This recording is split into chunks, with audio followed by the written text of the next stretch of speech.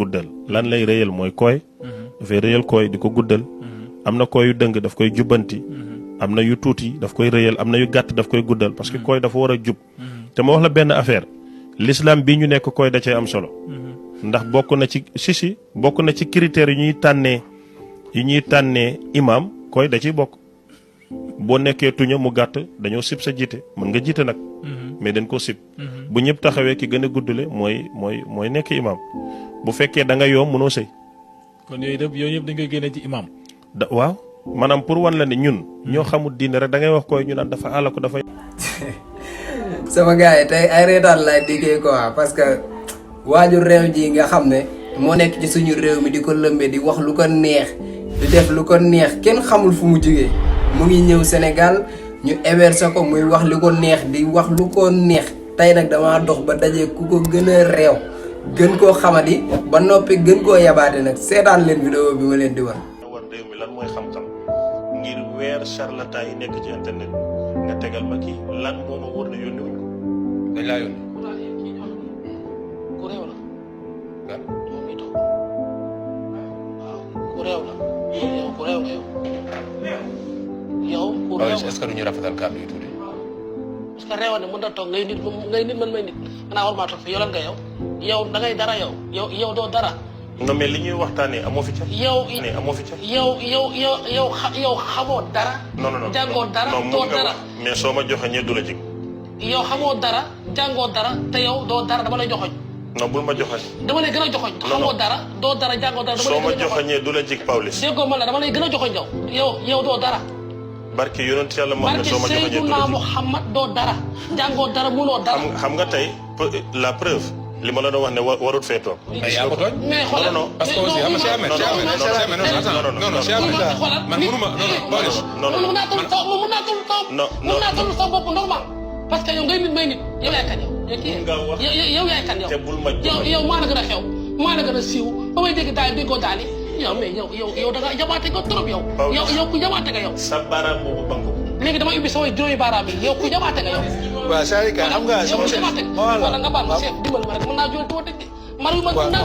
li muy def maa ko dàq 1 million fois xale laa mu ndaw xam lépp dégg lépp mën lépp barki salaatul fatiha mooy loolu tekki leneen tekki faale wala xaw nga barki Seydina téere bi lu muy def yow soo ma rayee ma xam ne man du ma nit kon léegi pour te dire ma damay taxaw léegi dama barki Seydina Muhammad Pawlish doo ma rey Pawlish doo ma taal doo ma def dara maa la gën a dëkk ci dëkk bi maa la gën a xam dëkk bi maa la gën a xam dëkk bi ni muy doxee man ci dëkk du ma seer ni booy nekkee ni man du ma seer léegi dañ la yónni ci man man faale mooy man sax déjà Serigne Ndaw man Serigne Ndaw ci laa yemal ak yow Serigne Ndaw ci kay xas laa yemal ak yow waaw tout est égal yéen a yem yéen a yem man say ba may mbokk du tey ba may mbokk du tey man faalewu ma la déggoo ma la faalewu ma la juróom yoon nga man faalewu ma la fu nga xam ne man faalewu ma la barki Seydou Nabi faalewu ma la benn yoon dama toog wuy ma kii nag yaakaar naa Sénégal bu doon réew mu am loi la kii dañ koo war a teg loxo parce que moom ak ñu mel ni moom vraiment ñu ngi ñuy emmerder quoi yow léegi Sénégal daal réew moo xam ne lu neex waay mu wax lu neex waay wax te dara du la ci fekk di taxaw di dem bay tudd ay awra naan diine da koo tudd ak diine da koo nangam ak dañ koy tànnee ay éléments mais vraiment Sénégal lii mooy buntu bu amul kubéer nag fu neex waay jaar dugg quoi. réew moo xam ne lu neex waay wax réew moo xam ne lu neex waay def réew moo xam ne fu neex waay jaar mais kañ la ñuy am président boo xam ne day teg genre nit yi ci yoon mais ku mel ne yow genre nit ñi ñoo baax si yow genre Pawlish Mbaye ñoo la gën a réew gën laa xamal ni comme yow benn nit bu tekkiwul dara nga nañ la bàyyi ak Pawlish Mbaye rek moom mooy sa kii quoi.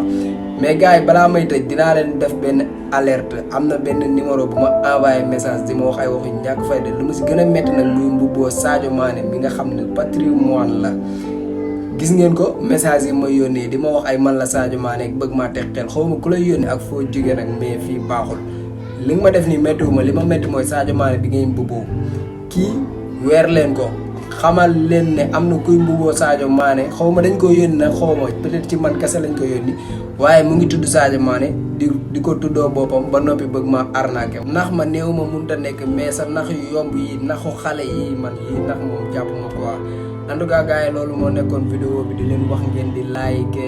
dee leen bës like bi mooy bidon bi def nii loolu xoolal 0 franc la gars yi dee leen ko bës jàpp ci combat bi sama gars yi jaa ngeen def.